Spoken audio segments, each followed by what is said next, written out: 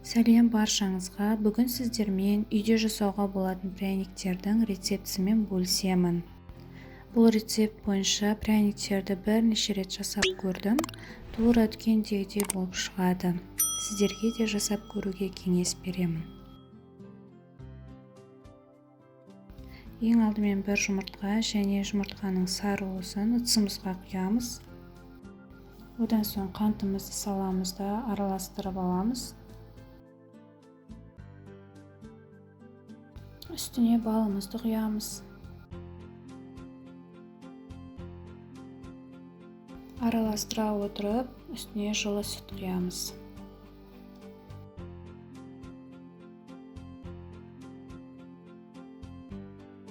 Қоспалардың мөлшерін төменде описание бөліміне жазып қоямын. Енді құрғақ қоспалар дайындаймын. Ұнымызға сары майды құрғақтай қосып араластырып алдым. Ұнымызға қопсытқыш, имбирь, корица, мускатный орех барлығын қосып араластырамыз. Енді ұнымызды аз-аздан қоса отырып қамыр илейміз.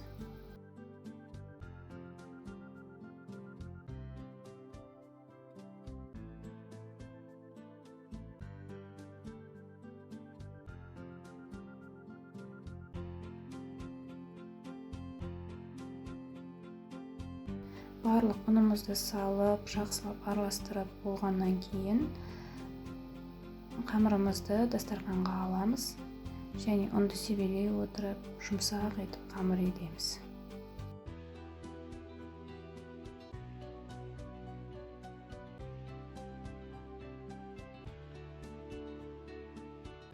Мен қамырды жарты сағат, 1 сағатқа холодильникке салып аламын.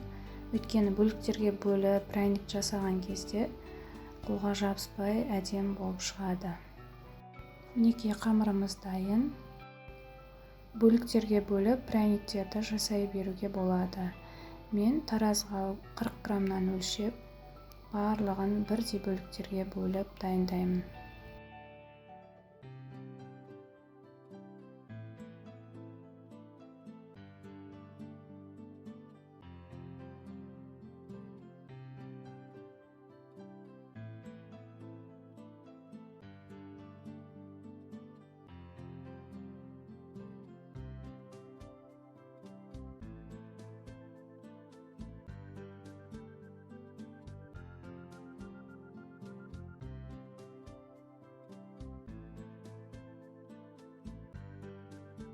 Мінекей барлығын жасап шықтым. Енді 180 градуста жарты сағатқа пешке пісіріп аламыз. Енді пряниктеріміз пісем дегенше сиропын дайындаймыз. Темір ыдысқа қант саламыз, оның үстіне су құямыз.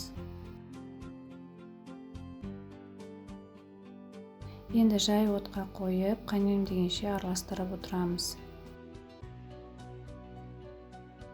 Қайнап тұрған отта 5 минут ұстаймыз. Араластыра отырып 5 минут қайнатамыз.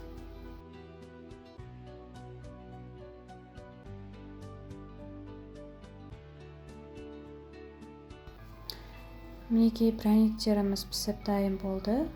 Енді бетіне сироптарын құйып дайындаймыз. Ең бірінші кең ыдысқа сироптың кішкене бөлігін құйып аламыз. Одан соң 3-4 пряниктен сала отырып, сироптан аз-аздан үстіне құйып араластырамыз. Барлық шеттеріне тигізіп, сиропты жағып шығамыз. Мінекей барлық пряниктерді осылайынан сиропты құя отырып, жағып шығамыз да решеткада кептіреміз. Осымен пряниктеріміз дайын болды.